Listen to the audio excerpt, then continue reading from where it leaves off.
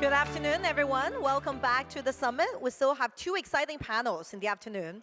And the first one brings us to the future again, the future of work in the context of artificial intelligence. The World Economic Forum came up with a 2025 Future Work Report and says that there will be 170 million jobs, new jobs created, and 92 million jobs disappearing. So we see that, in the work space, a lot of things are fast changing. But regionally, we had a relatively more rosy picture, right? We thought that AI would help us to do all the repetitive, all the dirty work, all the dangerous and, work that we don't want to do ourselves, and, where we can focus on, poems and arts and things that we love to do.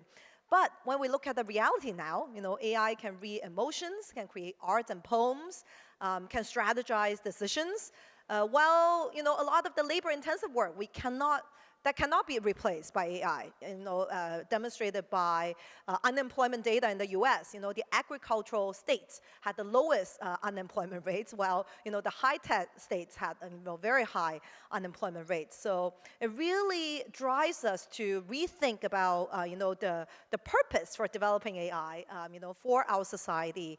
And the positioning for human beings, as we used to brand ourselves as the only highly intelligent being in the whole universe. So this panel is very interesting. We are going to talk about, of course, AI as the driving factor for economic growth, but also we'll talk about, sort of how to deal with the concerns for job security, for, privacy, for intellectual property, and how to drive innovation in a more sustainable and inclusive manner. So let me introduce the panelists for this panel.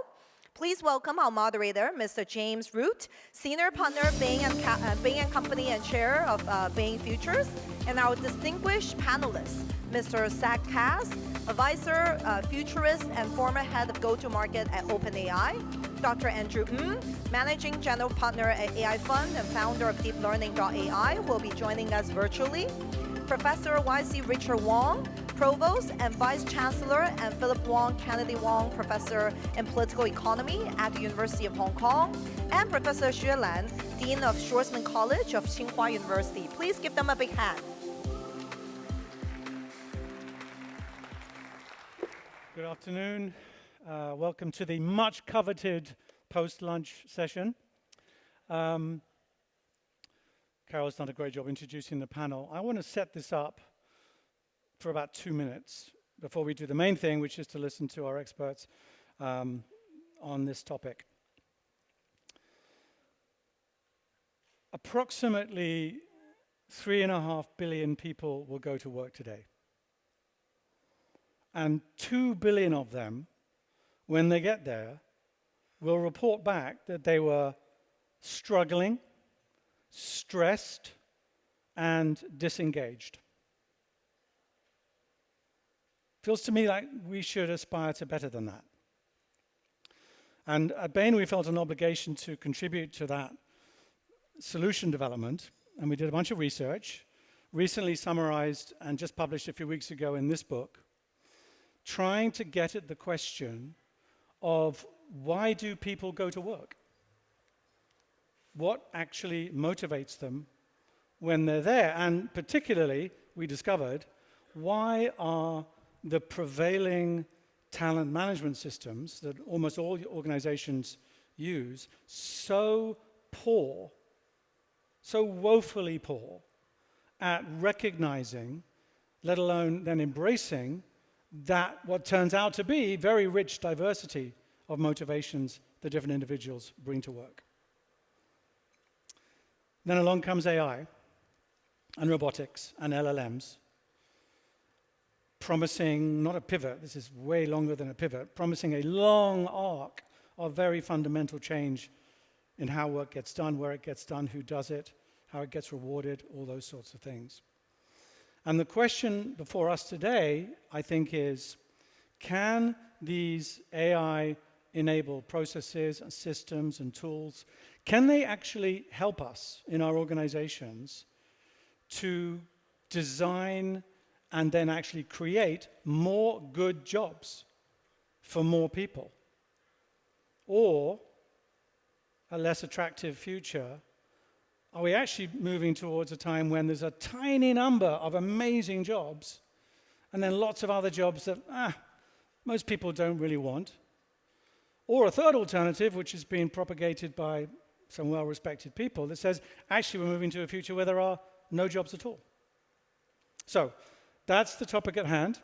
We have amazingly distinguished and celebrated panelists here that Carol's already introduced. I won't do that again.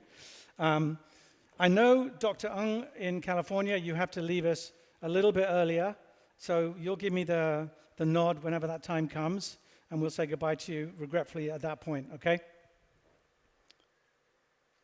So right now we can't hear you, but I want to make sure the tech people are working on listening to Andrew Ng. Yeah, sure. Yeah, thank you everyone for having me. Regretfully, I have to drop in about 20 minutes, but I'm glad to be here. Okay. To give some brief remarks. All right, good. I'm gonna help that a little bit by actually turning to you first with my opening question. And it's reasonably open-ended, but we'll start with you. So, I mean, I would say it's now very conventional thinking that AI is going to replace jobs, it's going to enhance other jobs, it's going to create new jobs. I think my question for you to start us off is, in your mind, have a lot of jobs changed already? And how, beyond that, do you picture AI reshaping work over the next decade? One of the challenges about talking with AI is it's a general purpose technology, so it's not useful for one or two things, it's useful for a lot of different things. So it's a little bit like asking, how does electricity change work? It changes work in so many different ways, it's almost difficult to enumerate. And just as human thought is useful for all sorts of things, artificial thought is also going to be useful for a lot of things. But of all the different consequences of AI, I want to maybe share with you one huge trend I think will affect the work of maybe everyone in this room and certainly that of our employees, which is in the future, the ability to tell a computer exactly what you want so they'll do it for you will be one of the most important skills. And moreover, over the last couple of years, a number of people have been advising others not to learn to code on the basis that AI will automate coding. I think we'll look back on this as some of the worst career advice ever given. And in fact, I feel like this is a good time to teach everyone to learn to code, because people that understand computers at a deeper level will be able to command computers and bend them to your will. So what I'm seeing in terms of changing the nature of work, taking repetitive tasks off people's plates and really empowering individuals to do much more, I'm seeing not just in software engineering, but in all sorts of other job roles, people that know how to code are starting to run circles around those that don't. Yeah. At my firm AI Fund, my CFO recently wrote code she's CFO, finance person, recently wrote code to go through our Google Docs to see when a portfolio company has changed something, to generate a notification to her and her staff, and just saving her staff hours. My associate general counsel, who's a trained lawyer, he's reviewing NDA, so he wrote a computer program to automatically generate non-disclosure agreements. My front desk receptionist, she's a front desk receptionist, really smart front desk receptionist, but she has some ideas on visualizing the history of fashion, which she is really into. Really cool application to visualize the history of fashion. I think she had the start of idea for AI Fund to look at. Not sure where that will go. But Yep. what I'm seeing is for a lot of different job roles, is now worth learning to code and learning that deeper layer of understanding of computers. And I think I'm probably a little bit ahead of the curve in getting pretty much everyone on my teams to learn to code. But when we do that, then every individual will be much more empowered. And just like today, I will not hire a marketer, recruiter, or HR professional that doesn't know how to use web search. Today, I already will not hire a marketer, HR professional, whatever, that does not know how to prompt large language models in a pretty sophisticated way. And as technology keeps rising, the bar will keep rising. And I think there will come a day, that's not yet here, where the many businesses, they'll say, well, if you want this non-software engineering job, you still gotta learn to code. Okay. I think that'll be in Yeah. the future, with people being much more empowered at that time. Thank you. By the way, I don't know what you can see on your screen, but just to let you know, there's about 200 people probably in the room. Is that about right? Something like that. 200, 250 people listening, just so you feel a bit more inside here. Let me do a follow-up to that. Professor Wong, maybe to you. As you think about these evolutions that he's describing, what do you think the main obstacles and accelerators are going to be? Well, I'm not sure I can respond to Andrew's conjecture, but I think every time we have new technological breakthroughs, particularly like AI, generates two types of effects. One alarms people, and the other is actually more encouraging. The alarming thing is that we'll lose a lot of jobs. That doesn't mean we'll lose a lot of people. They'll still be around, and they may not be doing the traditional jobs they were doing, but they'll be moving on to new jobs.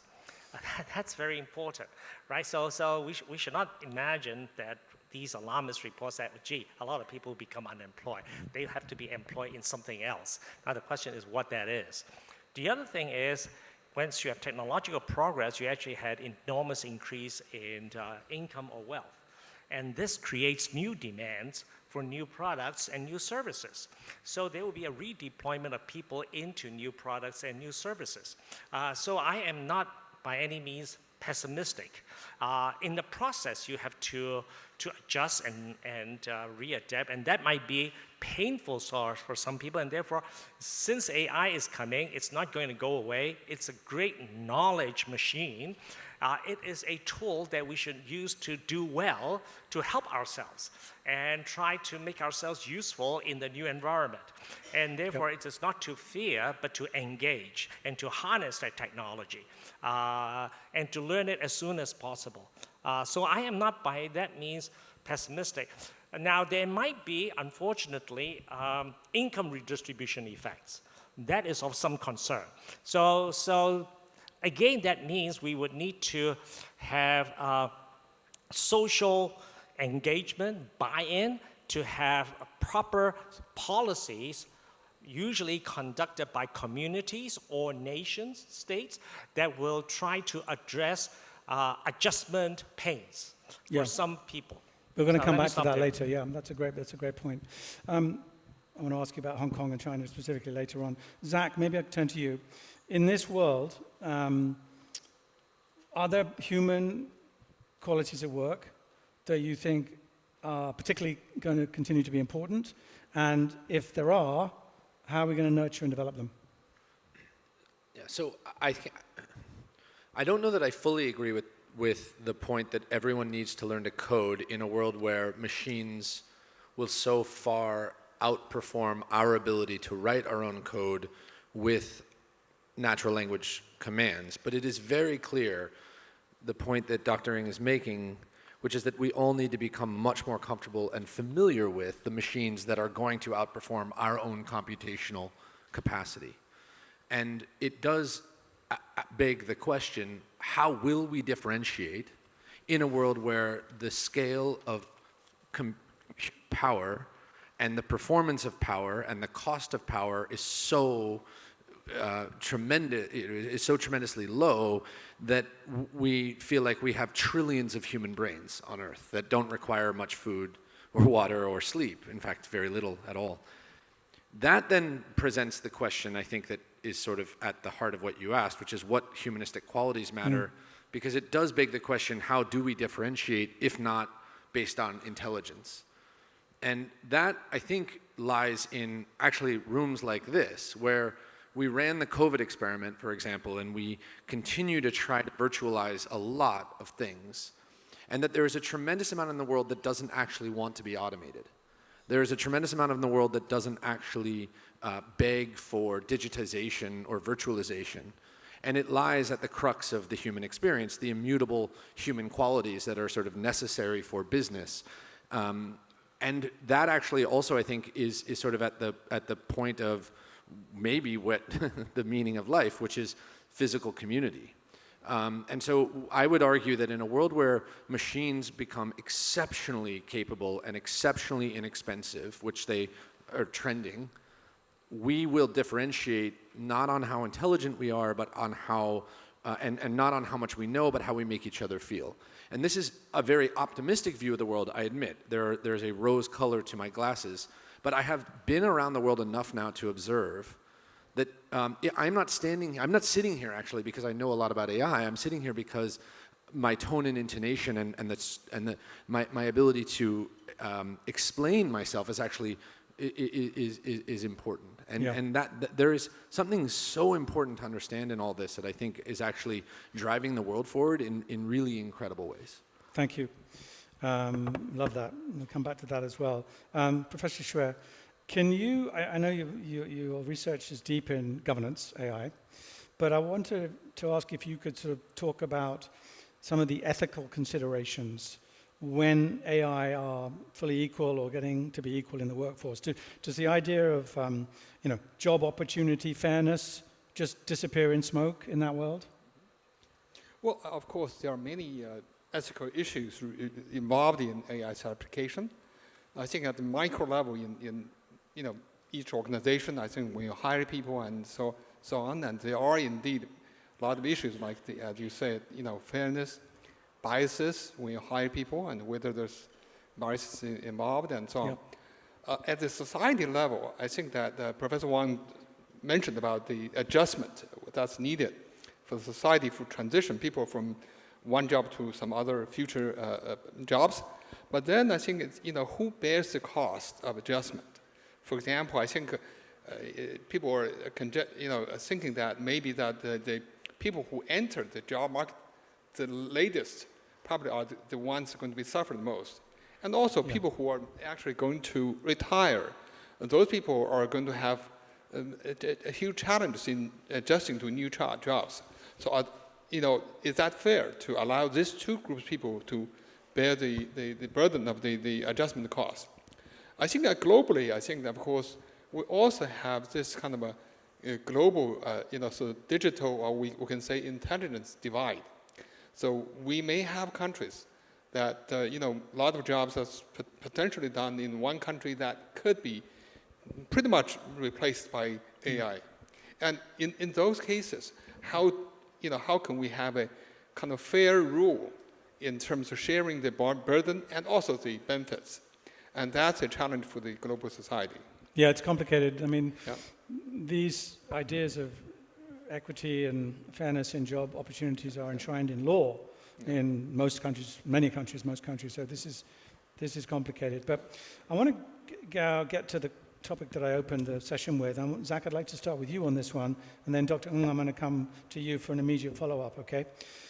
Which is this point about so many people are sort of disengaged at work. Work's a grind, stressy, and work is complicated, gig and remote and automation and multi-generation and self-managing teams. It's a messy time for people managers, of which you are all. Plus, what we find at our clients is plenty of CEOs are incredibly enthusiastic. Let's try something. Let's experiment with AI. And some of the workers, not all, but plenty of workers are more resistant. Like, that's going to change the way I have to do what I do, so I don't like that. I mean, how can firms create more good jobs, which are good for their organization, which is number one, but also good for the people? Well, so it sort of begs the question, what is a good job? And I don't want to make it too esoteric, but I do think there's a broader question that has to be asked, which is a good job one that is sort of economically inspiring or economically valuable strictly, or is it a good job one that is sort of emotionally and spiritually fulfilling strictly, or is it some combination? And at what is the intersection? At what price would you take a job or for what purpose would you take a job that pays you a quarter of what your job today pays you? And what would make that a good job? And I ask this because having spent a bunch of time with people who make a ton of money in the world, it is not clear to me that people who make a ton of money are inherently happier about their job than those who do not make a ton of money.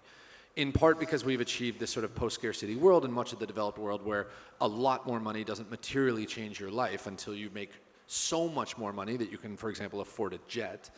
But also, and sort of interestingly, many people in this world who make what many people in this room would consider an insufficient amount of money are deeply satisfied by the work they do because they find purpose and meaning in that job. What I think is increasingly important is for us to recognize that so much of the work that we do today feels so disconnected from most people's stated purpose in this world. Yeah. That they do not do work they think because the work they are doing leads to a better world. They are doing work because it satisfies a necessary economic condition. Yes. Which wasn't always true. That's not actually how it always worked. And for a long time, we were much more closely connected to a job that actually, inspired a local community to do better. It begs the question if your employer is supposed to actually produce work that gives you purpose. And I don't have an answer to this, but it does strike me that we are entering a world where, in fact, people will see work in sort of one of two, very starkly in one of two ways. Either a job that pays a necessary amount such that they can live a life, and or work that is strictly purposeful and sort of mission driven. And that AI actually presents a world where the latter is much more possible, where more and more jobs will become economically viable because the cost of value will come down, and that it will be potentially harder for large employers to sort of connect people deeply to work because the work itself becomes sort of menial, especially where we start to automate things into oblivion. Yep. And I don't think that's a bad thing necessarily. That's just a world that is economically prosperous where we have to find meaning in things that is not our job. And I don't think that's a huge issue. I'm going to resist the temptation to answer your question because that's what's in this book. Why, it's actually, the good job is something that's obviously good for the organization, but it's good in the sense that it meets the motivational needs of individuals, some of which are from purpose and meaning, some of which are for money, flexibility, security. But anyway, I want to get back to Dr. Ng, conscious that the time is ticking. Would you like to take the same question and maybe try and give us some examples that you're aware of? I know you're involved in many, many different AI application use cases where there's been this positive collaboration, where the implementation of AI tools or processes or systems has also resulted in the creation of good jobs for humans. The question of good jobs is an important one, but it feels orthogonal. It feels different. It feels like an important but different matter from the use of AI. I think you can create great jobs with AI, you can create sucky jobs with AI, you can create great jobs without AI, you can create sucky jobs without AI. But I think the point about economic prosperity, I think that is an important one. So, oh, by the way, when I say everyone should learn to code, it doesn't mean, I think everyone should use AI to code for them, because it turns out that when something becomes easier, a lot more people should do it, and AI assistance has made writing code much easier by having AI do most of the coding for you. And I think what will happen is this will make individuals much more powerful because people that know how to code, not just software engineers, but also the marketers, the analysts, HR professionals, whatever, they will just get a lot more done. And if you look in history, over long periods of time, when individual productivity goes up, individual wages also go up. And there's a split between return to labor versus return to capital, whatever. People actually do much better when people are much more productive. And I think part of this as well is I find that in software engineering, we have this concept of the 10x engineer, the 10x developer, which is this engineer that supposedly is 10x more productive than the average developer. And it turns out it's pretty good to be a 10x developer because you may not get paid 10x, but you certainly get paid like 3x or 5x or something, and they tend to be much happier. I think for a lot of non-software developer jobs, there is not really a concept of a 10x marketer or a 10x financial analyst or a 10x HR professional or whatever. Because for a lot of those jobs, it is harder for anyone, no matter how smart or hardworking, to outperform by 10x the average person. Maybe one clear example would be if you look at the supermarket checkout clerk. No matter how athletic you are, you just cannot check out stuff at the supermarket 10 times faster than the average check. But I think as tech and AI comes into more sectors, the people that use AI effectively, there is actually a clearer path to be that 10x marketer or 10x financial analyst or whatever. And I think the returns and job satisfaction to those individuals and embrace AI and get on top of it will be great. It'll be great for the individual and great for the businesses that employ them. So that feels like a win-win. But I think the flip side is there is a major upskilling effort needed across society to help. I feel like, you know, that this is old saying, well, now getting to the old saying, right? Your job won't replace, you know, AI won't replace people, but someone using AI will replace someone in their job, right? That doesn't use AI. So I think the societal-wide upskilling effort that is ahead of us will be considerable. But then so are also the upside opportunities for individuals that learn to build with AI. Yes. So Yes, we'll come on to the reskilling question. Before we leave this, though, maybe Professor Wong, for you, I mean, can the AI itself play a role in designing jobs that reduce worker resistance to using AI? Has you ever seen that? That's an intriguing question. I think you know, AI is algorithm with a lot of data or a lot of reasoning that's out there there are many, it's a matter of how we use AI. What kind of questions we ask and ask them to follow. One can think of it asking them to design molecules, design drugs, discover many things, right? That's one. But we have yet to learn whether we can get AI to build consensus. We talk about inequality. Why not? After all, everyone's in there. This does beg ask the question, at least we know for now, not one state or one company is going to own the only AI tool. There will be diversity, and therefore, but they will all be information that could be shared. So I would think that, yes, we could imagine and think that we can use AI to help us solve some of the problems that we are yet facing, have eluded us. We have not we've done very well in many areas, but we have not solved all the problems, and over time, new problems have emerged. But why not try harness AI's ability to do that for our purposes? That's one. Another thing is, you know, you think of AI as algorithm and computation with a lot of data. There's still creativity and authenticity. AI can clone my voice, can write essays, you know, for my students, and I have to read them. But there's something about authenticity. That's creativity. Not sure whether AI can do that, but that certainly is a unique trait of humans, to create new things, to imagine new things. When we talk about AI, we say it's just hallucinating.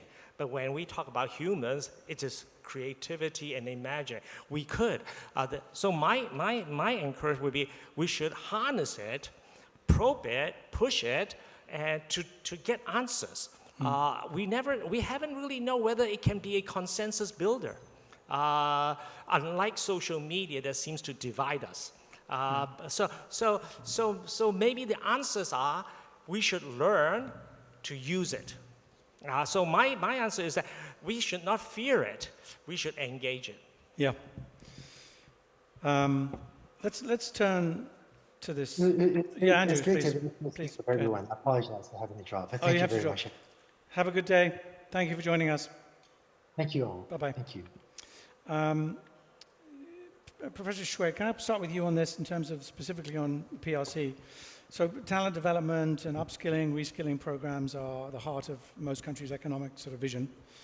How should the PRC government approach its workforce development strategies in this world of AI? And Professor Wong, I'll come back to you for Hong Kong in a minute, but let's start with mainland. Yeah. Well, I think the first thing, of course, I think it's very obvious, and I think it's already the PRC government has already done a lot, is to really try to get the general public to learn about AI. I think now China has started over probably in the 30 or 50 AI colleges in various universities, and many high schools have already, high schools and elementary schools have already started teaching AI. So that's probably the first, set of things that you can do. The second set of things is also to try to really engage people in various jobs and so on, to learn about the skills like coding and so on, but also other prompt engineering and other things, so that actually they can use AI in their daily work in a much more efficient way, and also. And the third, I think, of course, is also now trying to understand what's the impact of AI in the job sectors, and what are the new jobs that's going to be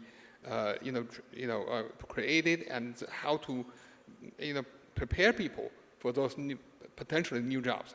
So those are some of the first round of the policies that can be implemented. Yeah. And do you think there's enough going on in China on that today? Well, I think, of course, it varies. China's a huge country. Different regions have very different policies and so on. So you have in some regions that Shanghai, Beijing, and Shenzhen, that moves much faster. Yeah. But there are other regions that move slower. But I think that it takes time. I think as we see in all the new technology, when so-called the diffusion curve, it's this kind of an S curve. Yeah. So I think the first movers and second movers and so on. So certainly, I think people will gradually catching up. Yeah. Professor Wong, how about in Hong Kong? What do you think our government here should be doing around this reskilling, upskilling agenda? And are they doing enough? In general, I think in Hong Kong, I think AI is coming in. It comes in through our screens, and whether it's on our cell phone or so. And the university, I'm sure, will be mobilizing very actively, as well as the entire education sector. And best, we can all go online and watch YouTubes and other. So there are so many different ways of engaging it. But I'd like to emphasize one other thing. I mentioned earlier authenticity and creativity. What is one thing we must do in order to better engage AI, and that is not to talk to AI all the time. We need to live our own experience, real-world life. Diversity, travel, jump from a cliff, whatever. Do real things, engage real people, right? The worst thing is to have a kid who's glued to the screen from morning to night. Then you cannot have your true authenticity, true creativity. You need diversity of experience outside the engagement with AI experience. And I think that's very important. And creativity is still very mysterious to us. We know it when after it has been accomplished. When I was a kid, I always thought, if learning is so difficult, I'm ready to eat my physics textbook if after eating it I can know all the knowledge in it. Yeah. And that's a big problem.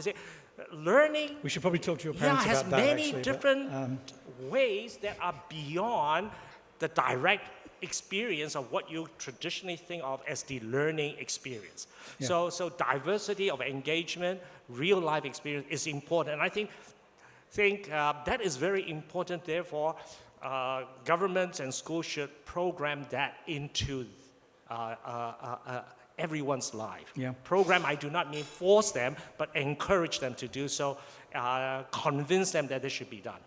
Zack, actually, because I hadn't thought to do this, but not only, obviously, professional life in America, but you've been traveling the world a lot the last few years. What's your read? Is in the US, is top-down or bottoms-up? Is enough happening on the reskilling, retraining, upskilling agenda when it comes to the future world of AI work? I don't think there's much dialogue on it, to be honest. I think that there seems to be this general understanding that most people feel like they don't know enough about AI. Employers feel like they don't have enough people inside their companies that know a lot about AI. But it doesn't seem, and everyone's willing to sell you a course on it, for what it's worth. That seems to be the topic, or the money-making scheme du jour of most business schools, a prompt engineering course. But I do think that what's fascinating is more than anything, there is this massive, massive disconnect between what people know the technology is capable of and what the technology is capable of, the actual gulf. And I'm always impressed by this. I will show people something that the technology can do, and they will be absolutely shocked that it was capable of that thing, despite the fact that that thing was possible months ago. And this, to me, is not a skilling issue. This is actually a genuine curiosity. This is like a human agency issue. This is a question of like, have you taken the time to actually deeply explore a technology that is readily available to you for basically nothing, or haven't you? And to me, the upskilling question is actually much, much more fundamental, which is, do people have a genuine curiosity about the world and its evolution? Because the rate at which this technology is getting better is happening much faster than the rate at which people are taking an interest in exploring it, which presents this very obvious problem, which is, and Dr. Ng pointed this out, there's going to be a percentage of people who aren't necessarily smarter than everyone else. They've just taken the time to actually deeply understand how the technology of the world works. And Singapore has made a pretty meaningful effort to basically say, we want everyone to make, and Toby Lutke at Shopify has said, I want my employees reflexively to ask, can AI do this thing before I do it? The whole point of what he is asking is not to automate your job, it's to first explore the limits of AI vis-a-vis your job. And that is not an upskilling issue, that's actually just a curiosity journey question. Yeah. Yeah, that's a great point about Singapore as well. Maybe we'll come back to that. But can I stay with you, Zack? Because I've heard you say elsewhere that you're 100% convinced that AGI is coming, may already be here, actually. And so my question is, how will AGI impact work in ways that we might not be able to predict today, even in our world of sort of quasi-AI that we're living in? Yeah. Well, okay, so I think for the purposes, for provocation, I would just make the argument that AGI is here. I think the point of AGI was never actually to create a scientific definition.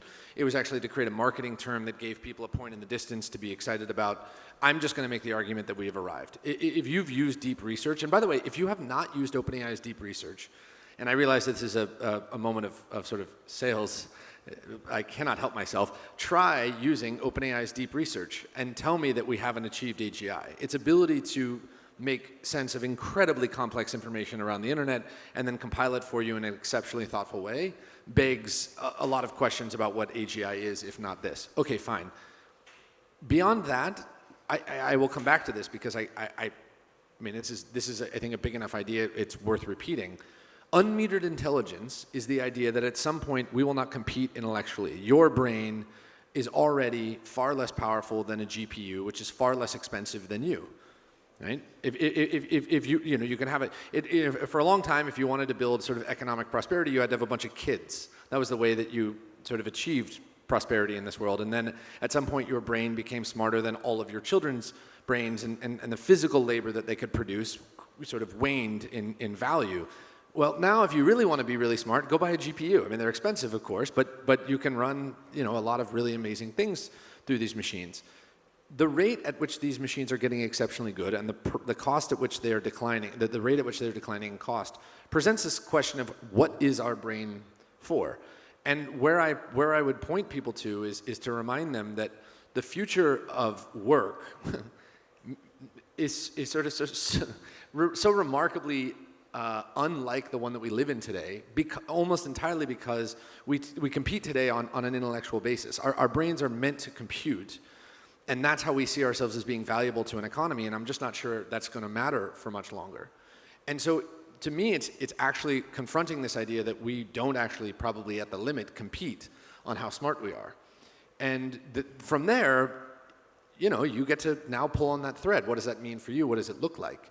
But I would just challenge everyone to actually really, really ask themselves, what will I compete on at a rate where there are millions of GPUs and they are so much smarter than our own brains. Yeah, dang.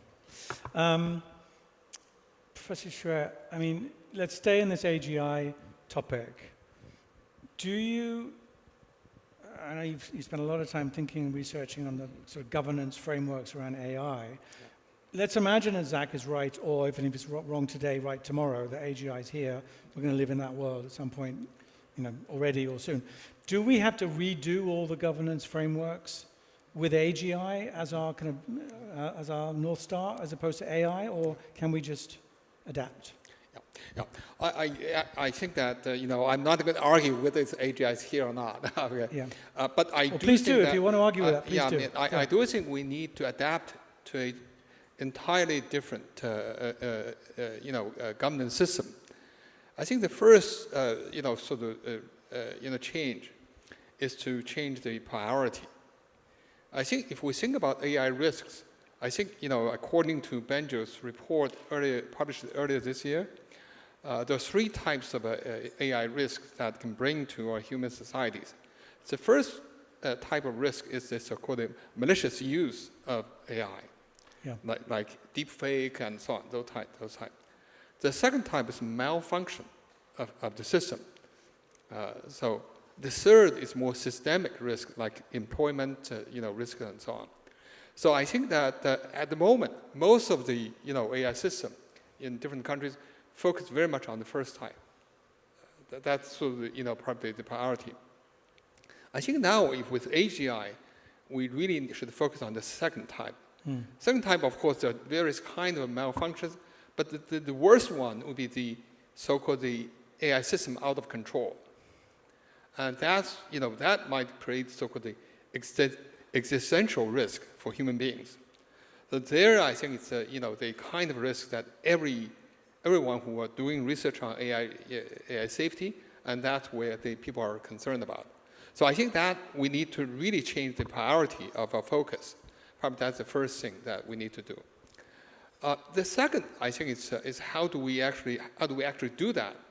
I think currently, unfortunately, we don't have a very effective global AI safety system. I think, for various kind of reasons. For example, I think people call this, we have the so-called the regime complex issue. So it's not lack of various kind of regimes governing AI. We have too many, but they're all ineffective. So there are technical communities and social organizations, and also UN system. Also, under UN there are many systems, so they're not working together. So how do you actually address the so-called the regime complex issue? That's another challenge, because I think the AI safety is really a global public good. Unless everyone has that, you can't really have a system that country A has, but country B doesn't have it. So I think the global community has to find a way to address it, particularly in the geopolitical situation that we're currently in. So I think that's sort of probably the second, and probably the most important issue we have to address. Let me just quick follow up on that, because it's there are so few effective global governance entities on anything. So who's going to do what you're describing? Who could legitimately even attempt to say they're the right organization to do it? Just quickly. I think a lot of people are talking about that, whether we need to create a UN agency, like autonomous in nuclear energy type, IAEA type organization. But unfortunately, I think this issue here it's probably not going to be able to solve it, because I think we're talking about, IAEA said, you have to have the sovereign nations working together. But here again, we're talking about AI is really the major player are companies. So you can't really have, a kind of super national agency and UN agency governing the activities of single individual companies. So there, I think we need to have, various, first of all, I think we need the government to work together. So we need to have a UN kind of a system that allows people to work together to have an AI safety system. And then each country then would have to enforce in their own countries, in their own way, to allow the companies to follow those rules. So that's certainly probably at least one potential path. Or we could just let Sam Altman do it. That's the alternative. By the way, reminder, put your questions on Slido if you have any, because I think we're going to make some time for that. I'm going to come to you, Zack, again, because we're down to 3 players as opposed to 4. I've been working on what motivates people at work. That's sort of been an obsession for us for a while, and how diverse those motivations are from one person to another. When we do all this research, we end up with 6 worker archetypes. 2 of those 6 say that having really good friends at work is incredibly important to them. You were talking about why, is it money, is it purpose? 2 of the 6, 40% of the working population, not 40% of this room. This room does not represent the working population by any stretch of the imagination. But so can AI be a friend to a human at work, do you think? I hope not. No, I sincerely hope not. I'm struck, even in this room, and I say this as politely as possible. There are people in this room who have come, traveled a long ways, and are sort of here by like the technical definition, but haven't actually checked in, right? Have like been on their phone the entire time, and I think that the most insidious issue facing us today is, in fact, device addiction. And we point to the problem as being one of a younger population, right? It's the kids who are, struggling with this. And then I have to remind everyone that the average Candy Crush user is a 59-year-old woman. And it's really bad. I think we've created a world where technology was meant to massively improve productivity and did so in incredible ways and introduced all this incredible economic prosperity, and despite that, we aren't actually happier than we were 30 years ago. And in much of the most economically prosperous places on Earth, we are actually markedly less happy. And I don't think it has to be studied much further that it is definitely a result of device addiction and dehumanization, that people feel less connected from each other because they are finding more interest in a virtual reality than a physical one. AI as a companion, AI companionship, machine friendship, would to me be an incredible mark of a dystopian future. And I don't think that we would be stuck in it for a long time. But if you look at Gen Z, right, the average American teenage girl will spend 6 hours today on social media. The average American male between 19 and 24 will spend 3.5 hours playing video games today. And they are not happier than the generation prior, who had less opportunity, less tools, less information, but simply spent more time with friends and family. In fact, in the United States, in our ER today, a father is now more likely to break a bone than his son for the first time since we've built ERs. Because forever, 5-year-olds and 10-year-old boys were running around breaking their bones, and now they don't do that anymore. And that's terrible. So when people are like, "Oh, can AI solve this problem?" I'm like, God, I hope not. Okay. Because I think that just simply compounds the ultimate issue, which is that we built technology to build a better world, and then we actually found ourselves trapped by it. This is a great answer. Thank you. Professor Wong, can I come to you? Jim, can I Oh, please, jump in here? of course. I think actually there's a nice tie-up of their comments here, because I think, Professor Wong, I think previously mentioned about the education that needs to push for creativity, for those unique kind of features of human beings, only human beings can do. I think what you're saying here that actually the AI, people are doing a lot of things, similar together. I mean, playing games and so on, right? Not having enough unique experiences. I think actually what AI can do, potentially AI can transform education. Mm-hmm. I think currently our education system is very much based on, industrial revolutions, the mode. Every kid, they're learning the same thing. At the same age, they're learning the same thing. So I think now, potentially with AI, we no longer have to do that. We can totally change our education system to really create unique experience for each one of the kids. So, if this kid is interested in painting, the other is interested in sports and so on. So when they have very different experiences, then when they get together, they can really share their different experiences. And I think that's where I think in the future, we can do that, I think with the support of AI. But of course, that's going to be so transformative that in the society, to do that, it's going to be huge. Not only the education system, but also the entire how society is organized. That also has to be changed. Good. Thank you for seeing the connection there. That's very good.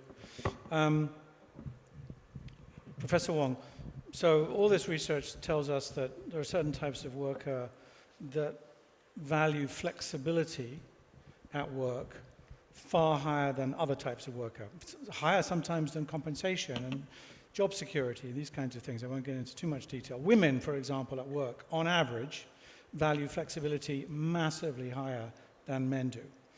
Older workers value flexibility much higher than younger workers. Gig workers obviously rely upon flexibility intrinsically in the nature of what they're doing. Can AI help us to design flexibility into jobs in ways that humans are somehow failing to do, in ways that we haven't yet conceived? I feel it's just possible.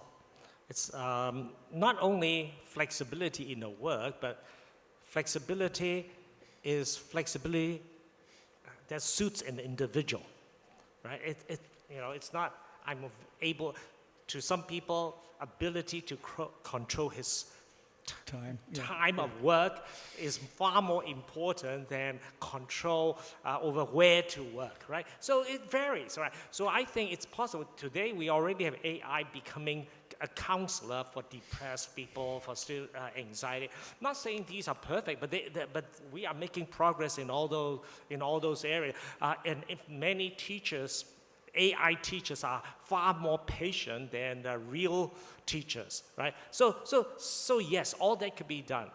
And so I feel we could do that. Now the real challenge is, can AI, can we prevent AI? Can we have guardrails so that AI don't get into certain things that we cannot control? And this is going back to an earlier question, and that is, who is going to set rules for AI? Yeah. Right? And the question, nation states and governments will always be there. Companies will also be there. Now, the great interest is whether network communities can also be present in that dialogue. Right? And I suspect it's possible.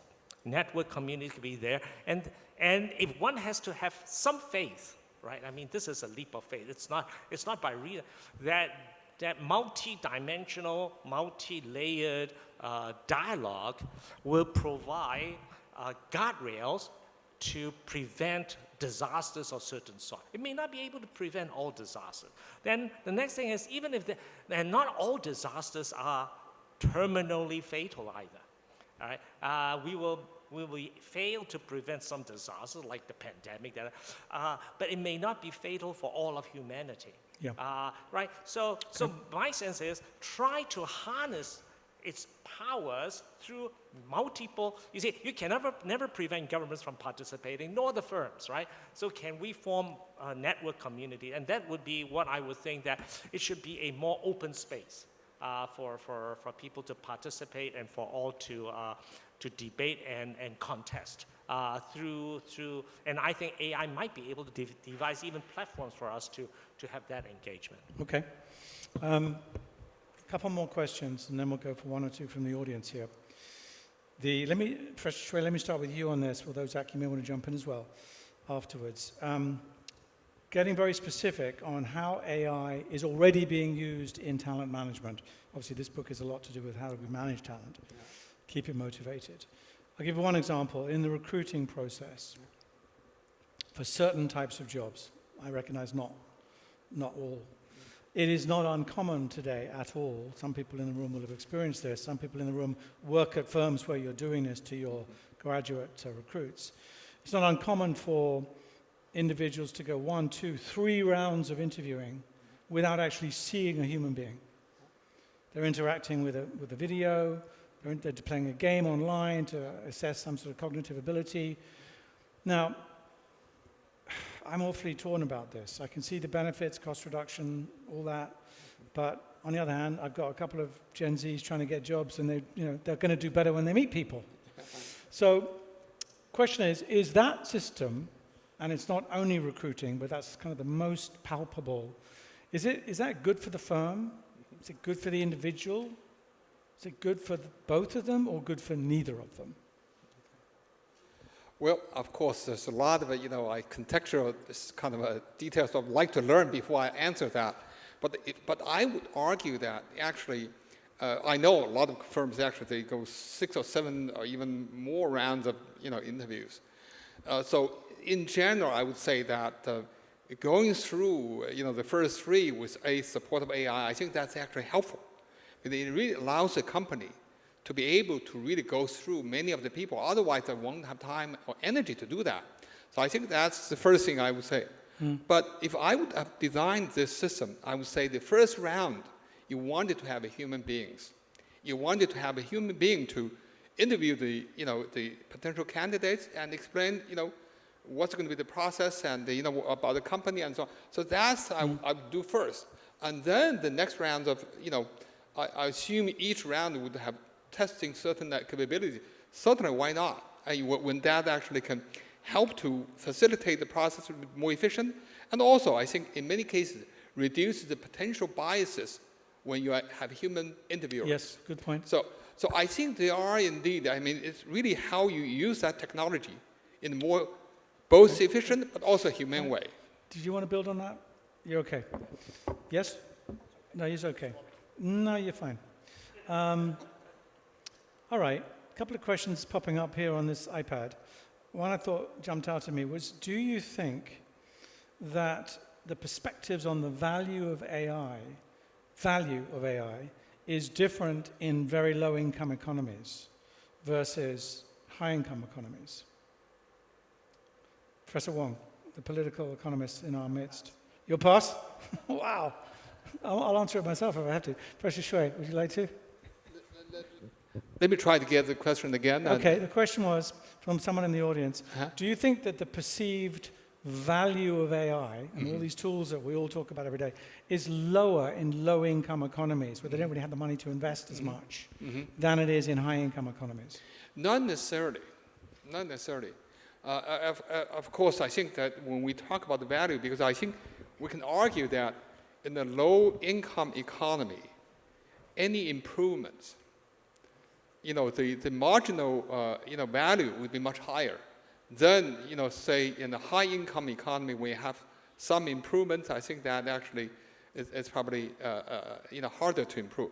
So I would argue that in many of the low-income economy, if you find proper context, actually you can generate huge improvement. Okay, good. That's good. Here we go. He's back. He's thought about it.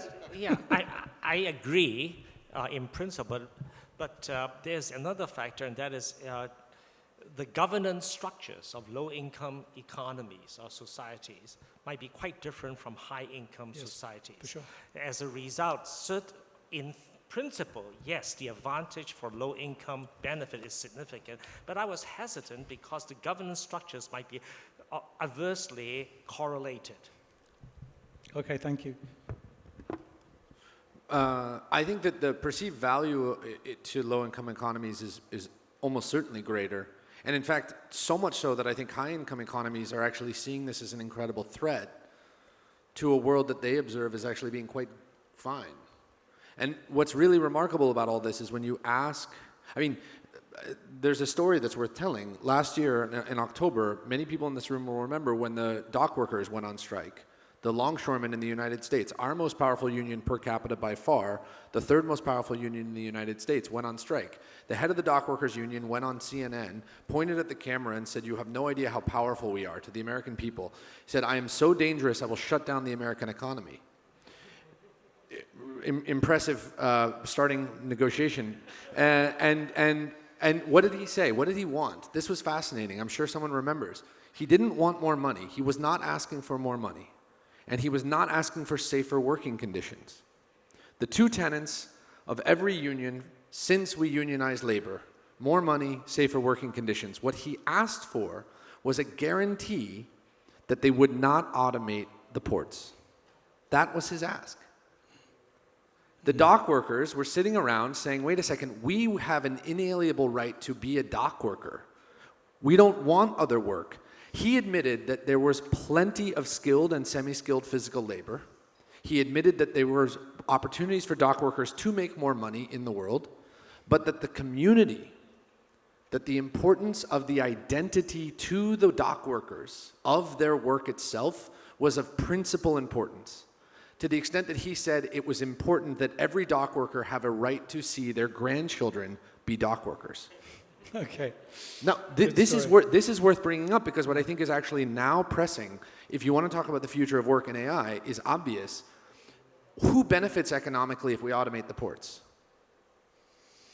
Everyone. Everybody. Every single person, Yeah. including eventually the dock workers and their kids. Yeah. The real issue now is it's no longer of an economic concern. We're not sitting around saying, how can I make sure that I make $1 more? We're sitting around saying, how do I protect my purpose? So high-income economies are seeing an exceptional threat, not to the food that they have on the table, but actually to something far more intrinsic and maybe even more sensitive, which is their identity. And I think that we now need to recognize that we are facing not an economic crisis in the developed world, but an emotional one. It's not a world where our work will go away and we will starve. It's a world where our work will change so much and so frequently, we will not be able to say who we are the way that we have been for many, many centuries. Thank you, Zack. That's great.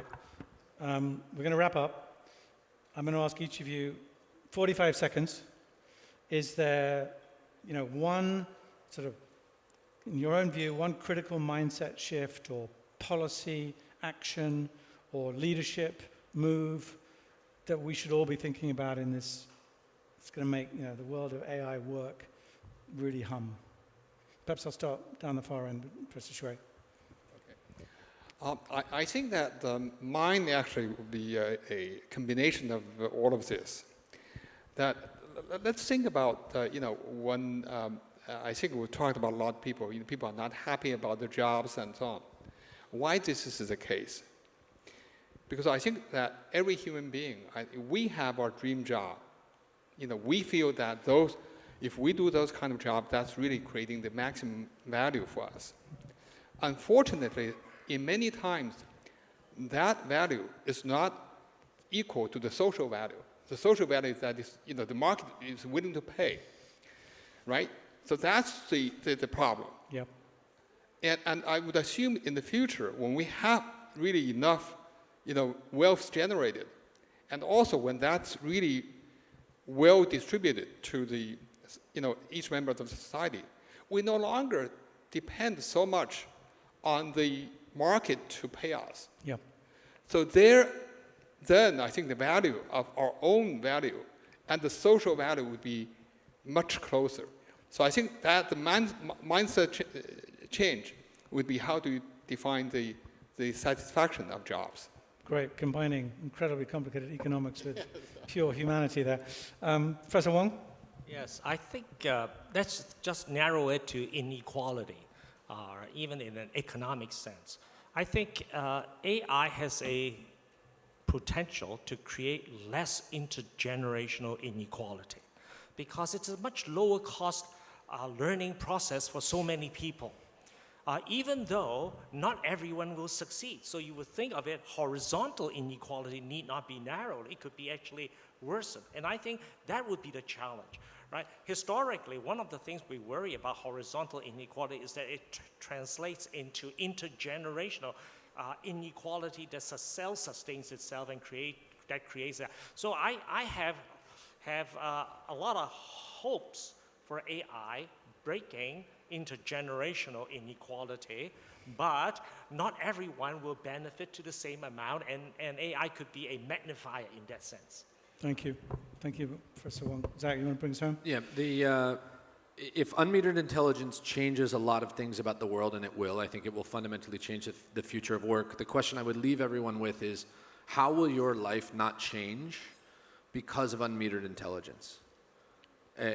In what ways will the most important things in your life remain, in fact, remarkably unchanged, even as we scale computational power to an infinite level? And my wife is here. We're expecting our first child in October. It occurs to me that there's no amount of brilliance that will make me a better father. And there's something so remarkable about this truth, that if you actually start to explore the limits of the human experience, there is so much that remains unchanged just because we solve for superintelligence. Will you please join me in thanking actually Dr. Andrew Ng, but the 3 panelists here in Hong Kong. Thank you very much for all the panelists. Please remain on stage as we invite the organizers, Mrs. Regina Yip, Professor Young, and also Mr. Amate on stage for a group photo. And thank you for that fascinating panel. It makes us think that we human beings are not just intelligent beings. We're experiential. We are social relationship beings as well. As the longest human studies, Harvard Grant study points out, the only secret to living a happy and healthy life in the end, there's only one secret. It's just that whether you live in warm and cozy relationships. So it really makes us to think that, how do we become masters instead of slaves to technology, and how do we become architects instead of subjects in this new order? AI should be for all and for the betterment of society. So it's very important that the direction of AI development is not just controlled by companies and will take away, the jobs that we love and give us purpose and identity. So it has a lot of to think about. Just like there's FDA approval process for new medicine because that's great impact. We also need that process for AI. So thank you very much. We will take a short break and we'll come back at 3 for our last panel of the day. Thank you.